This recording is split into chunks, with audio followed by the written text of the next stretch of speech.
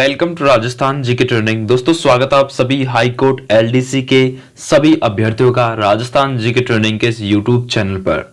दोस्तों हमने high court LDC exam की भर्ती परीक्षा को मद्देनजर रखते हुए हमने जो सामान्य हिंदी का मॉडल पेपर हमने शुरू किया है आज से, और शाम को हम लगातार सामान्य ज्ञान के मॉडल पेपर भी आपके सामने प्रस्तुत करते रहेंगे। तो सुबह हम सामान्य हिंदी की बात करेंगे और शाम को सामान्य ज्ञान की बात करेंगे, ठीक है। इस तरह हम आपके लिए बहुत ही शानदार ढंग से नवीनतम पाठ्यक्रम के अनुसार जो भी आपके जो मॉडल पेपर हैं वो मैं आपके सामने प्रस्तुत करूंगा। हमने रीट के भी मॉडल पेपर स्टार्ट किए थे, उनका जो प्रयास था, हमारा प्रयास था, वो सफल रहा, क्योंकि उन मॉडल पेपरों में से बहुत सारे प्रश्न हमको रीट जो मेन एग्जाम है उसमें देखने को मिले थे। तो चलिए दोस्तों, इसी को मद्देनजर रखते हुए सामान्य हिंदी के मॉडल पेपरों की प्रश्न नंबर 1 से बात कर लेते हैं कि नी प्लस ऊन शब्दों का सही संधि रूप क्या हो जाएगा। तो नी प्लस ऊन शब्दों का सही संधि रूप की बात करें तो न्यून हो जाएगा। कुल मिला के आपके यहाँ पे 50 प्रश्न मैं सिलेक्ट कर रहा हूँ। 50 में से आपके कितने प्रश्न सही होते हैं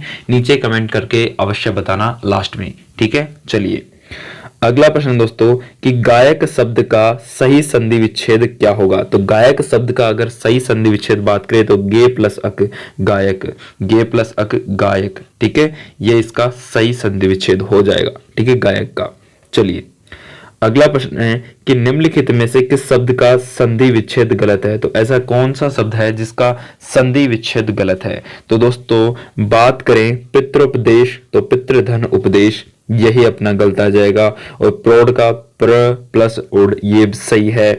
अगला है निरह, नी धन इह, ये भी सही है। नवोड्ढा, नव प्लस उड्ढा, ये भी सही है। तो राइट आंसर फर्स्ट अपना राइट आंसर आ जाएगा। चलिए अगला है दोस्तों शरत धन चंद्र की सही संधि क्या होगी। तो शरत धन चंद्र की अगर हम सही संधि की बात करें तो इसकी सही संधि कौन सी आ जाएगी, सरचंद्र, क्या आ जाएगी, सरचंद्र। अगला है कि सुपुरुष में कौन सा समास है। तो सुपुरुष की बात करें तो सुपुरुष में अपने कौन सा समास है दोस्तों, सुपुरुष में अपने कर्मधारय समास देखने को मिलता है। अगला प्रश्न है कि अधिकरण तत्पुरुष में क्या है। तो अधिकरण तत्पुरुष में है, तो अधिकरण तत्पुरुष में दोस्तों अपने दूसरा पद प्रधान होता है अधिकरण तत्पुरुष के अंदर, ठीक है। दूसरा पद प्रधान होता है अधिकरण तत्पुरुष के अंदर। अगला प्रश्न है कि शताब्दी शब्द में समास कौन सा है। दोस्तों आप सबको पता होगा कि शताब्दी में कौन सा समास देखने को मिलता है, द्विगु समास देखने को मिलता है शताब्दी में। अगला है अव्ययी भाव समास का उदाहरण कौन सा है। तो अव्ययी भाव का अगर उदाहरण की बात करें तो दोस्तों लवकुश नहीं आ जाएगा, त्रिभुवन नहीं आएगा, छत्रधारी नहीं आएगा, भरपेट अपने अव्ययी भाव समास का उदाहरण है। चलिए अगला प्रश्न की बात कर लेते हैं। अगला प्रश्न क्या कह रहा है दोस्तों कि अध्यादेश में प्रयुक्त उपसर्ग कौन सा है। तो अध्यादेश में प्रयुक्त उपसर्ग की बात करें तो अधि उपसर्ग प्रयुक्त होता है अध्यादेश के अंदर। चलिए अगला प्रश्न है कि अत्यंत शब्द में किस उपसर्ग का प्रयोग हुआ है। तो अत्यंत शब्द में अगर हम बात करें तो कि किस उपसर्ग का प्रयोग हुआ है, तो अति उपसर्ग का प्रयोग हुआ है अत्यंत में। अगला कि कौन सा शब्द उपसर्ग रहित है। तो इनमें से कौन सा शब्द है जो उपसर्ग रहित है। तो दोस्तों इसमें से प्रार्थना में उपसर्ग है, उपासना में उपसर्ग है, आराधना में उपसर्ग है, लेकिन याचना में उपसर्ग नहीं है। तो उपसर्ग रहित शब्द की बात करें तो यही अपना उपसर्ग रहित शब्द रहा। अगला प्रश्न है कि किस शब्द में उपसर्ग का प्रयोग नहीं हुआ। तो ऐसा कौन सा शब्द, इसमें तो क्या दे रखा था कि उपसर्ग रहित शब्द को छाटना। तो प्रार्थना में है, उपासना में और आराधना में है, लेकिन याचना में अपने कोई भी उपसर्ग नहीं मिलता। और 62वें में क्या दे रखा है कि किस शब्द में उपसर्ग का प्रयोग नहीं हुआ, यानी कि इनमें कौन सा नहीं हुआ, यानी कि दोनों एक जैसे प्रश्न है, बस थोड़ा बहुत पढ़ने का डिफरेंट है, ठीक है। तो इनमें से उपसर्ग की बात करें तो उपसर्ग इनमें से कौन सा उपसर्ग का प्रयोग, इनमें से उपसर्ग का प्रयोग नहीं हुआ। तो बात करें दोस्तों आहार में हुआ है, विहार में हुआ है, प्रहार में हुआ, लेकिन कहार में अपने उपसर्ग का प्रयोग नहीं हुआ। अगला प्रश्न है अमानवीयता शब्द में प्रयुक्त प्रत्यय कौन सा है। तो अमानवीयता में अपने कौन सा प्रत्यय का प्रयोग किया गया है। तो दोस्तों ता, अमानवीयता यानी कि लास्ट वाला ता का प्रयोग किया गया है। अगला कि वैज्ञानिक शब्द किस प्रत्यय से बना हुआ है। तो वैज्ञानिक शब्द की बात करें दोस्तों तो वैज्ञानिक इक प्रत्यय से मिलकर बना हुआ है वैज्ञानिक शब्द। चलिए अगला प्रश्न है कि पढ़ाई शब्द में प्रत्यय कौन सा है। तो दोस्तों अगर हम पढ़ाई शब्द के प्रत्यय की बात करें तो पढ़ आई, तो लास्ट में क्या आ रहा है आई, तो पढ़ाई में आई प्रत्यय। अगला है कि डिम्बिया में कौन सा प्रत्यय है? तो डिम्बिया में दोस्तों प्रत्यय की बात करें तो डिम्बिया, इया आ रहा है लास्ट में, तो इया प्रत्यय है डिम्बिया में। चलिए अगला प्रश्न दोस्तों, अगला प्रश्न क्या कह रहा है कि निम्नलिखित शब्द समूह में बिजली के पर्यायवाची कौन से हैं? तो दोस्तों बिजली के पर्यायवाची की बात करें तो बिजली के विद्युत है, तड़ित है, चपला है, दामिनी है। तो राइट आंसर सेकंड। अगला प्रश्न दोस्तों कि निम्नलिखित में से किस वर्ग में सभी शब्द पर्यायवाची नहीं है? तो इनमें से कौन से शब्द ऐसे हैं जो सभी के सभी पर्यायवाची नहीं है? तो अभर, सुर, केवल्या, देव, ये सभी के सभी किसी भी प्रकार के पर्यायवाची नहीं है। ठीक है, चलिए अगला प्रश्न है कि नौकर का पर्याय निम्न में से कौन सा है? तो नौकर का पर्यायवाची शब्द की बात करें तो नौकर को भृत्य के नाम से भी जानते हैं दोस्तों। क्या? भृत्य को नौकर भी कहते हैं। अगला है कि मृगेंद्र का पर्यायवाची शब्द आपसे पूछ रहे तो मृगेंद्र का शार्दूल अपने मृगेंद्र का सही पर्यायवाची शब्द आ जाएगा। अगला है कि कृतज्ञ का विलोम चुनिए। तो कृतज्ञ का विलोम आपसे पूछ ले तो आपको बताना है दोस्तों, कृतज्ञ का एहसान फरामोश इसका विलोम शब्द आ जाएगा ऑप्शन के अकॉर्डिंग। ठीक है, चलिए अगले प्रश्न की बात कर लेते हैं। अगला प्रश्न क्या कह रहा है दोस्तों कि सरल का विलोमार्थी शब्द कौन सा हो जाएगा? सरल का विलोमार्थी शब्द की अगर हम बात करें तो सरल का विलोमार्थी शब्द हो जाएगा कठोर। अगला है कि अवंती का विलोमार्थी शब्द आपसे पूछ ले अवंतिका, तो अवंतिका का आ जाएगा उन्नति, अवंतिका का उन्नति। चलिए दोस्तों अगला प्रश्न है कि उपकार का विलोमार्थी शब्द कौन सा है? तो उपकार का विलोमार्थी शब्द की बात करें तो अपकार, उपकार का अपकार। चलिए अगला प्रश्न है कि कल, केश, गुरु अनेकार्थ शब्दों के उचित विकल्प को छांटिए। तो कल हो गया, केस हो गया, गुरु, इनके अनेकार्थ शब्दों के उचित विकल्प को अगर हम छांटे तो इसमें से उचित विकल्प आ जाएगा बीता हुआ दिन को। ठीक है, बीता हुआ दिन को हम कल कहते हैं, केस बाल को कहते हैं और गुरु बड़ा को कहते हैं। तो इस तरह से हम ये अनेकार्थ शब्द में इसमें से निकाल सकते हैं। ठीक है, चलिए अगला दोस्तों, अगला प्रश्न क्या कह रहा है कि सुगंध, गौ, बसंत ऋतु शब्द निम्नलिखित में से किसके अर्थ हैं? तो सुगंध, गौ, बसंत ऋतु ये सभी के सभी दोस्तों किसके अर्थ हैं? ये सभी के सभी दोस्तों अपने सुरभि के अर्थ हैं। अगला है कि अंक का अनेकार्थ शब्द समूह कौन सा है? तो अंक का अनेकार्थ शब्द समूह की बात करें तो गिनती के अंक हो गया, नाटक के अंक हो गया, अध्याय के कारण हो गए, ये सभी इनके अनेकार्थी शब्द हैं अंक के। अगला प्रश्न है इनमें से पूजा शब्द का समानार्थी शब्द नहीं है। तो इनमें से पूजा शब्द का समानार्थी शब्द की बात करें कौन सा नहीं है? अर्चना पूजा में आता है, आराधना पूजा में आता है, चंदना पूजा में आता है, लेकिन विकास अपने पूजा में नहीं आता दोस्तों। ठीक है, चलिए अगला है कि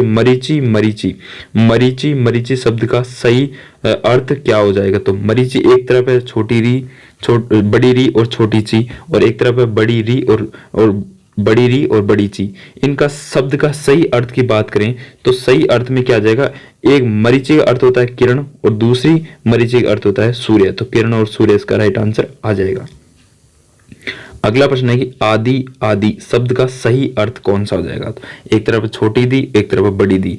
तो आदि शब्द का दोस्तों सही अर्थ की बात करें तो एक छोटी आदि वाले का अर्थ होता है प्रारंभ और बड़ी वाली आदि का होता है अभ्यस्त, यानी कि प्रारंभ और अभ्यस्त। ठीक है, राइट आंसर थर्ड।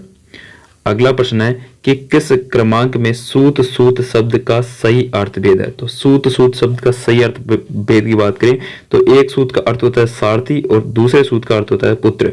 ठीक है, तो राइट आंसर फर्स्ट। अगला प्रश्न है प्यारे साथियों कि किस क्रमांक में कुंतल और कुंडल शब्द का सही अर्थ भेद है? तो एक तरफ है कुंतल, एक तरफ है कुंडल। तो कुंतल का सही बात करें तो कुंतल का सही अर्थ आ जाए केस और कुंडल का आ जाए कर्णाभूषण। ठीक है, कर्णाभूषण यानी कर्ण के आभूषण। अगला कि निर्भात शब्द की सही वर्तनी कौन सी है? तो निर्भात शब्द की सही वर्तनी की अगर हम बात करें तो इसमें आ जाएगा निर्भार्त। अगला है कि सौहार्द शब्द का सही वर्तनी कीजिए। तो सौहार्द शब्द की अगर हम सही वर्तनी छांटें तो सौहार्द आ जाएगा। ठीक है, चलिए अगले प्रश्न की अगर हम बात करें दोस्तों, अगला प्रश्न क्या कह रहा है कि अतिशयोक्ति शब्द की शुद्ध वर्तनी कौन सी आ जाएगी? अतिशयोक्ति शब्द की शुद्ध वर्तनी की अगर बात करें तो अतिशयोक्ति की ये अपने शुद्ध वर्तनी आ जाएगी। विशिष्टि शब्द की शुद्ध वर्तनी आपसे पूछ ले तो विशिष्टि शब्द की शुद्ध वर्तनी आपको बतानी है वैशिष्ट्य। ठीक है, चलिए अगला प्रश्न है दोस्तों कि कौन सा वाक्य शुद्ध है। तो इनमें से ऐसा कौन सा वाक्य है जो बिल्कुल शुद्ध है। तो दोस्तों शिक्षा समाप्त करके मैं नौकरी करूंगा, ये वाक्य बिल्कुल शुद्ध है, यानी कि विद्या समाप्त करके मैं नौकरी करूंगा ऐसा नहीं कहते, चिंतन मनन समाप्त करके मैं नौकरी करूंगा ऐसा भी नहीं कहते, अध्ययन समाप्त करके मैं नौकरी करूंगा ऐसा नहीं कहते, क्योंकि शिक्षा समाप्त करने के बाद मैं नौकरी करूंगा। तो ये यही अपना राइट आंसर आ जाएगा। चलिए अगला प्रश्न है कि रचना की दृष्टि से कौन सा वाक्य शुद्ध है। तो रचना की दृष्टि से अगर हम बात करें तो अगर बात करें शिकारी ने चीते पर गोली चलाई परंतु चीता बच गया। शिकारी ने चीते पर गोली चलाई परंतु चीता बच गया, ये अपने वाक्य यानी कि संरचना की दृष्टि से शुद्ध नहीं है। ये अगला कि चीते पर शिकारी ने गोली चलाई परंतु बच गया वह, ये भी शुद्ध नहीं है। शिकारी ने उस पर गोली चलाई परंतु चीता बच गया, ये भी सही नहीं है। शिकारी ने चीते पर गोली चलाई परंतु वह बच गया, ये बिल्कुल सही आ जाएगा, ठीक है, परंतु वह बच गया, ठीक है। चलिए अगला प्रश्न है कि किस वाक्य में सर्वनाम से संबंधित त्रुटि है। तो ऐसा कौन सा वाक्य है जिसमें सर्वनाम से संबंधित त्रुटि है। तो मेरी माँ आपके प्रति गहरी श्रद्धा है, ये सही है। यहाँ कोई नहीं है, ये भी सही है। जो परिश्रम करेगा वही उत्तीर्ण होगा, ये भी सही है। लेकिन बचा कौन सा, यही बचा कि मैंने आपसे आने का अनुरोध किया परंतु तुम नहीं आए। तो इसमें क्या है दोस्तों, इसमें सर्वनाम की त्रुटि है, ठीक है। चलिए अगला प्रश्न है कि निम्न में से कौन सा वाक्य शुद्ध है। तो इनमें से ऐसा कौन सा वाक्य है जो बिल्कुल शुद्ध है। अनूप के लिए एक पत्र लिखनी है, ये गलत है। एक पत्र अनूप के लिए लिखना है, ये भी गलत है। अनूप को एक पत्र लिखना है, ये अपना बिल्कुल राइट आंसर आ जाएगा। एक अनूप के लिए ये भी गलत आ जाएगा, तो राइट आंसर थर्ड आ जाएगा, ठीक है दोस्तों। अगला प्रश्न क्या कर रहा है कि इनमें आज्ञार्थक वाक्य कौन सा है। तो आज्ञार्थक वाक्य की बात करें तो आज्ञार्थ यानी कि आपको यह कार्य तुरंत कर लेना चाहिए, ये अपने आज्ञार्थ वाक्य है, ठीक है। अगला है कि शुद्ध शब्द की पहचान करेंगे। तो शुद्ध शब्द इनमें से कौन सा है, शुद्ध शब्द है। तो शुद्ध शब्द कौन सा है दोस्तों, सन्यासी ऐसे नहीं आता, ऐसे भी नहीं आता, ऐसे नहीं आता, सन्यासी इस प्रकार से आता है, ठीक है। चलिए अगला है जिसका कोई अर्थ न हो उसे क्या कहते हैं दोस्तों। जिसका कोई अर्थ न हो उसे निरर्थक कहते हैं दोस्तों, ठीक है।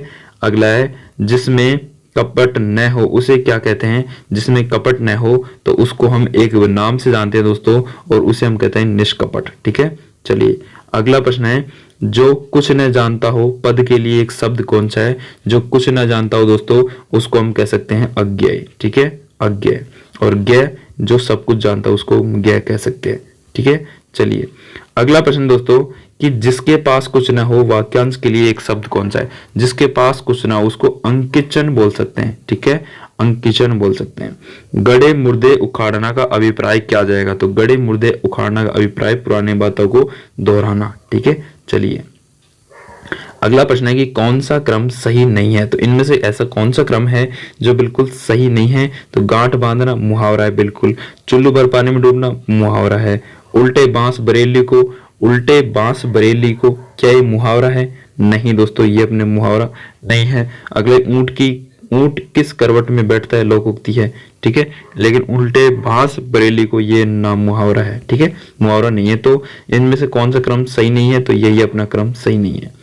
अगला प्रश्न है जिसका काम उसी को साजे लोकोक्ति का सही अर्थ किस क्रम में है। तो जिसका काम उसी को साजे, तो ये लोकोक्ति का अर्थ है कि जिसका जो काम है वही उसे अच्छी तरह से कर सकता है। तो लोकोक्ति का यही क्रम सही है।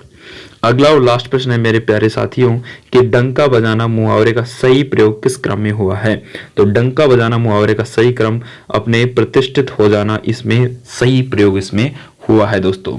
तो प्यारे साथियों ये अपने 50 महत्वपूर्ण एमसीक्यू कंप्लीट हो चुके हैं अपने हिंदी से। कैसे लगे आपको यह वीडियो नीचे कमेंट के माध्यम से बताना, और अपने सुझाव हो वो भी अपने कमेंट के माध्यम से आप हमें बता सकते हैं, ठीक है। आपके 50 प्रश्न में से कितने प्रश्न सही हुए नीचे कमेंट के माध्यम से आप हमें बता सकते हैं। वीडियो को लाइक करना, चैनल को सब्सक्राइब करना और अपने बाकी दोस्तों के पास इस चैनल को पहुंचाना, ताकि हमें ज़्यादा से ज़्यादा सपोर्ट मिल सके और हम भी थोड़ा बहुत उभर सके। थैंक यू, धन्यवाद।